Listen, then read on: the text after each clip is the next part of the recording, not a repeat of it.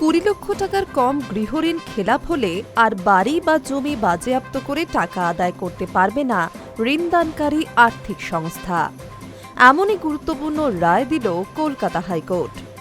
আদালতের স্পষ্ট মন্তব্য, এই সীমার নিচে থাকা ঋণে সরফেসি আইন প্রয়োগ করা বেআইনি।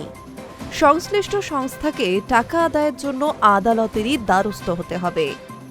মামলার সূত্রে জানা গিয়েছে, 2023 সালের সেপ্টেম্বর মাসে গোলাম সাবির 13 লক্ষ টাকা গৃহঋণ নেন এই হাউজিং ফাইন্যান্স কোম্পানি থেকে। প্রথম কয়েক মাস কিস্তি নিয়মিত জমা পড়লেও তা বন্ধ হয়ে যায়। এরপরই সরফেসি আইন মেনে সম্পত্তি বাজেয়াপ্তের প্রক্রিয়া শুরু করে সংস্থা। এই নিয়ে হাইকোর্টের দ্বারস্থ হন সাবির।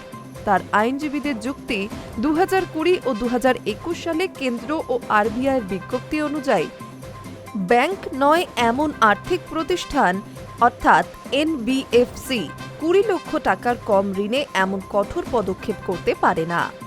সংস্থার তরফে পাল্টা সওয়াল, এইচএফসি আসলে এনবিএফসি নয়, ফলে ওই নিয়ম প্রযোজ্য হওয়ার কথাও নয়। কিন্তু আদালত তা মানেনি।